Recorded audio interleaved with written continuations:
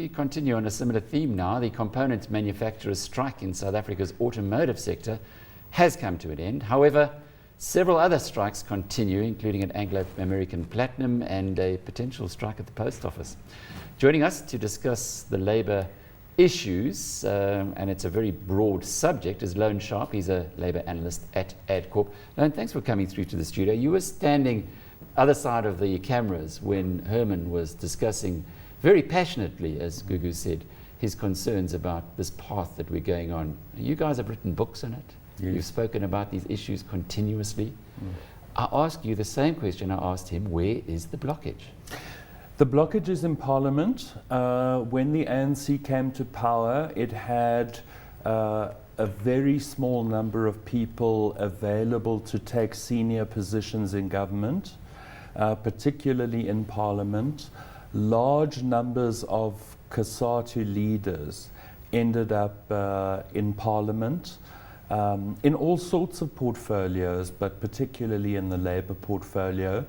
And COSATU's agenda has dominated all of the laws that have been presented to the legislature. So to me, it's quite a straightforward matter why our Parliament is so worker-oriented. It's because of a dearth of leadership within the ANC at the time of democracy, and a large number of union leaders who fitted into Parliament. But at some time, you come from a small town. You look around the town, for instance, Mooi River and myself. I look around Mooi River, I see an 80% unemployment rate. Say I get elected to Parliament as an ANC, or put into Parliament as an ANC MP. I go home every year and I see my people not having jobs. At some point in time, the penny has to drop that we're doing something wrong. You know, union action is in the interests of union officials, which is something quite different from union members. And union members are something quite different from the workforce. In the private sector, only 15%, 1 in 7 workers is unionized. The union movement is dominated by the public sector, where 81% of the workforce is unionized. So our unions are substantially unrepresentative, not only of broader society, but specifically of people who work.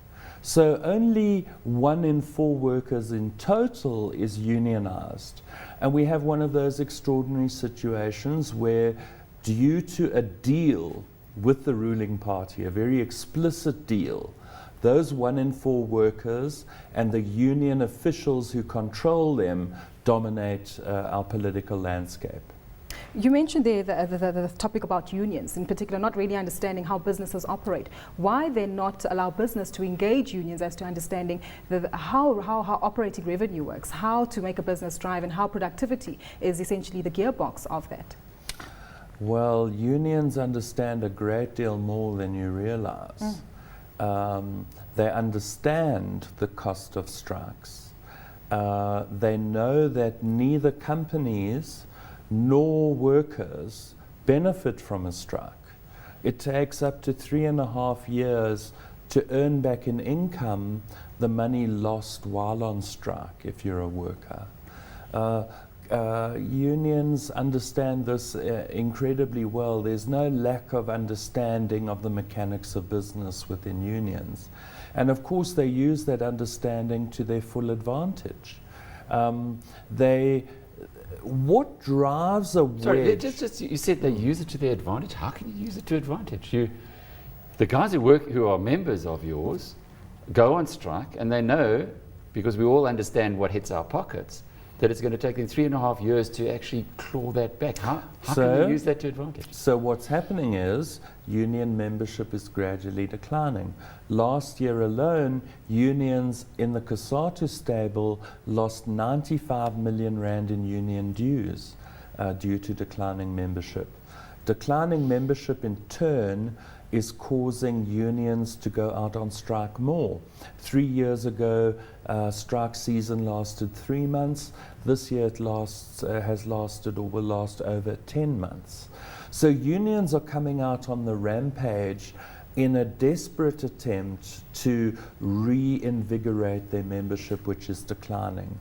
So there's a lot going on. When you look at the media, the press and the other media, you get the impression that unions are on the rampage. And yes, it's true. If you look at the exchange rate of the rand, manufacturing and mining production, mining exports, etc., there have been setbacks. But for the country generally, businesses have many new alternatives. One of the rights underutilized in the South African Constitution is the right to trade. And business, during the initial negotiations over the '96 Constitution, only agreed to the right to strike if they had a corresponding right to trade. So we've seen the emergence of temporary employment agencies. We've seen the emergence of temporary employment. These are people, workers, who fill in for workers on strike. So the total disruption to business of strike behavior is much less. Unions are well aware of it, and as a result, intimidation and violence related to strikes is rising. So last year we had 153,000 incidences of strike-related violence and intimidation. Violence and intimidation is now the 5th leading cause of absenteeism in the country. Unions are on the rampage because they're on the back foot, if that makes sense. So what do you do about it if you're You a have to government that change wants the more- law. You have to change So Herman the was law. on the money. Herman Yes, Mashaba? you have to change the law. It's the law that grants asymmetrical power between businesses and unions. Our labour courts are populated with people who have not been fairly selected. Our CCMA is incredibly hostile to business. Last year, the CCMA waged 185,000 attacks on small businesses. So the CCMA, the Labour Court, NEDLAC, every single one of our labour market institutions is supposedly well-meaning, but in fact it has turned out into a total disaster. What I favour, because it's never going to be politically possible to change the law, what I favour, and there's a unique moment of opportunity now for the President to call a commission of inquiry into the labour market.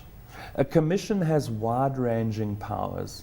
It's normally headed by a retired judge, could be a judge of the Labour Court. Once the President has set a commission of inquiry in progress, there is no way for government to stop it. The recommendations of the commission are inevitably implemented because of the constitutional litigation that would follow. And a commission of inquiry has incredible powers, way more powers than a judge has, only within the terms of reference. So if the President was thinking clearly or he was receiving good advice, now would be the perfect opportunity for a commission. You know, I remember talking, sorry Gugu, I know you're going to chip in a moment, but I remember talking to the former finance minister of Spain, and he said it was impossible politically for Spain to make the changes everybody knew had to make in the country until they joined the EU. When they joined the EU, they could blame it all on the European Union, and as a consequence, everybody accepted it. Are you saying this is a similar moment? This is a similar moment. There hasn't been a moment since the last Commission of Inquiry in 1977. There hasn't been an equivalent moment to take the gap. COSATU is in crisis. COSATU will probably splinter into 2 unions, a private and a public sector union. The tripartite alliance on a 5 to 7 year view will probably collapse. The time over the next 12 to 18 months will be absolutely ideal for government to have a commission. So in the long-term loan, who might be the winners and the losers? You know, the losers might be those workers who are protected in their jobs. So let's take the recent fuel industry strike. 70,000 workers went out on strike across the whole fuel retailing industry at the expense of 21 million daily commuters. Now you'd think government would do the calculus and say 70,000 workers or 21 million commuters, how can we get more votes? And I think government's calculus is wrong. Government is infected with an ideology that sees workers as exploited, businesses as the exploiters. I mean, the National Consumer Council sits within the Department of Trade and Industry, whose stated motive is to protect businesses against foreign competition. We need to split out the National Consumer Commission, make it an independent body like the Public Protector, and have similar powers. So for example, where fuel is subsidized and we pay fuel subsidies to protect those 70,000 workers in the Eastern Cape, let the Consumer Commission declare that invalid. Where we have chicken imports, protecting workers, but now charging consumers more for chicken, let the National Consumer Commission declare that invalid.